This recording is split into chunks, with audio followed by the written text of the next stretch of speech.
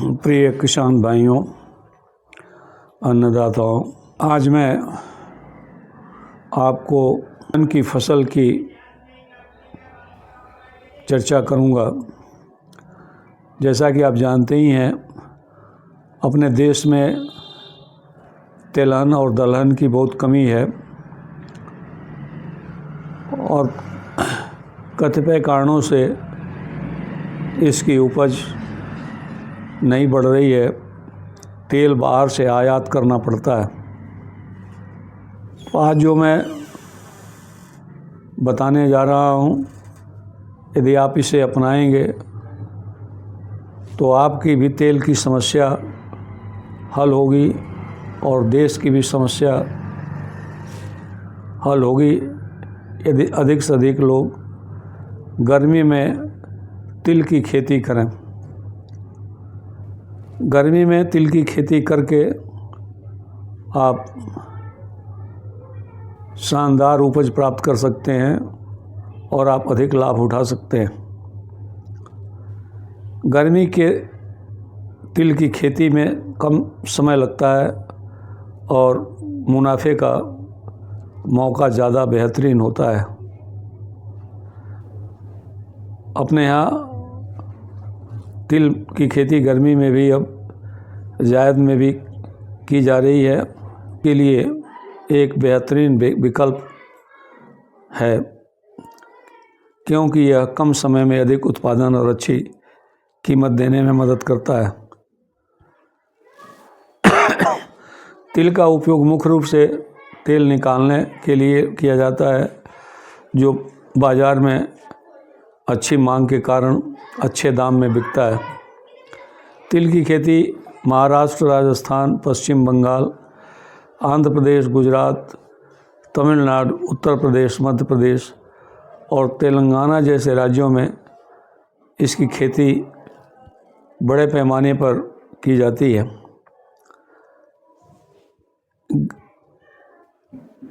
तिल के बुआई के लिए सबसे अच्छा समय फरवरी होता है। फरवरी के दूसरे सप्ताह में आप इसकी बुआई कर सकते हैं। बुआई के समय तापक्रम 25 से 27 डिग्री सेल्सियस हो तो ज़्यादा अच्छा होता है। अब मैं आपको मिट्टी के बारे में बताऊंगा। तिल की खेती सभी प्रकार के मिट्टी में की जा सकती है, लेकिन अच्छी उपज के लिए इसे बलुई दोमट मिट्टी में उगाना ठीक रहता है।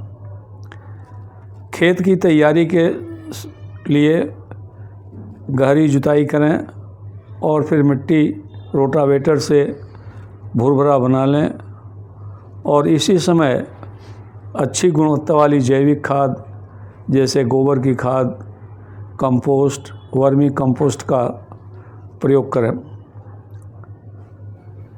किसान भाइयों, तिल की कुछ उन्नत जातियां हैं जिनको आप जायद में उगा सकते हैं। TKG 21 ये 80 से 85 दिन में तैयार हो जाती है। 6 से 8 कुंटल प्रति हेक्टेयर इसकी उपज मिल जाती है। TKG 22 75 से 85 दिन में पक के तैयार हो जाती है। इससे आप उपज 8 से 10 कुंटल प्रति हेक्टेयर पा सकते हैं। RT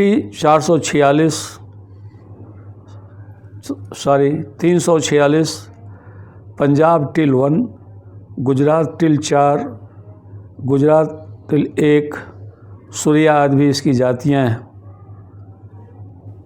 किसान भाइयों, 5 से 6 किलो बीज प्रति हेक्टेयर खेत के लिए पर्याप्त होता है और लाइन से लाइन की दूरी आप 25 से 30 सेंटीमीटर रखें और पौधे से पौधे की दूरी 8 सेंटीमीटर रखें।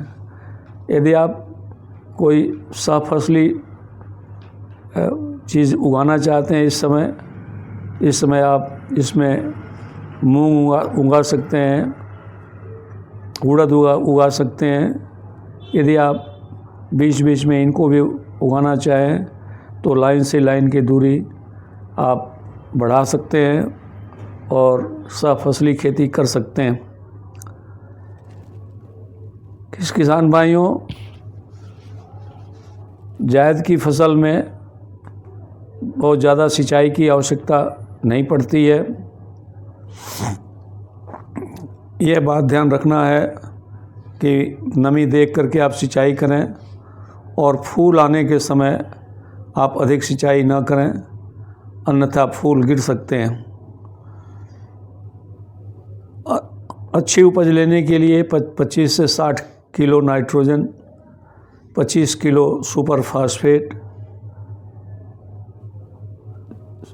100 से 60 किलो जिप्सम प्रति हेक्टेयर की दर से आप उपयोग में लाएं तो उपज अच्छी मिलेगी।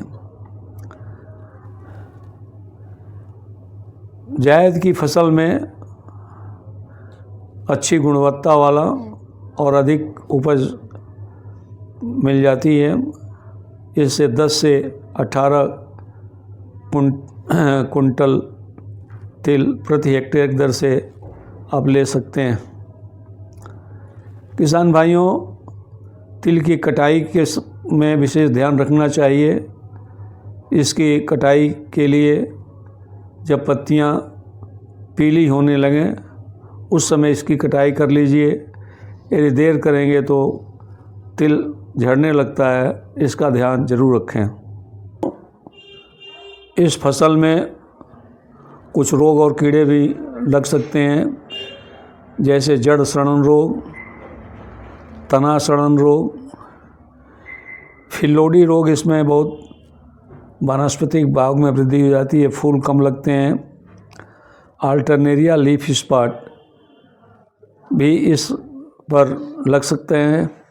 इसके अलावा थ्रिप्स, सफ़ेद मक्खी, बोरर कीट, ग्रब मिट्टी में रहता है, वो जड़ों को नुकसान पहुंचा सकता है।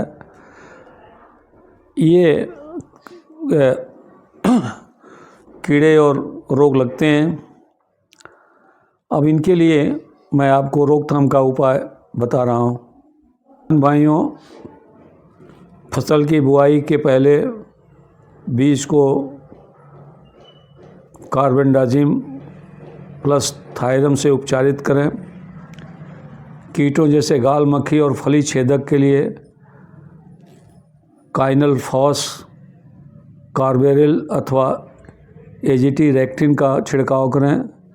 झुलसा रोग के लिए आप मैंकोजेब या जिनेब का प्रयोग करें। इसके अतिरिक्त कीट प्रबंधन आईपीएम के लिए फसल चक्र लगाएं। खरपतवारों को नियंत्रित करें, रोगग्रस्त पौधों को हटा दें।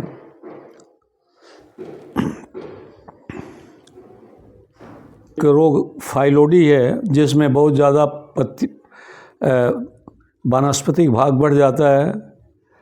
इसको हटा दें और 1 मिलीलीटर मेटासिस्टॉक्स 1 लीटर पानी में घोल करके आवश्यकता अनुसार घोल तैयार कर छिड़काव करें, जिससे ये फाइलोडी रोग नहीं लगेगा।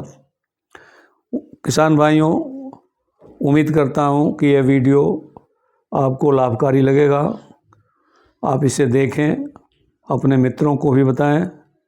यदि कोई आपको और जानकारी इसमें चाहते हो तो आप कमेंट सेक्शन में जल्दी से जल्दी हमको प्रेषित करेंगे तो मैं उसका निराकरण करूँगा।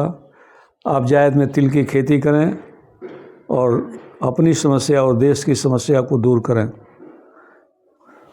आपने ध्यान से देखा, इसके लिए आपको बहुत बहुत धन्यवाद।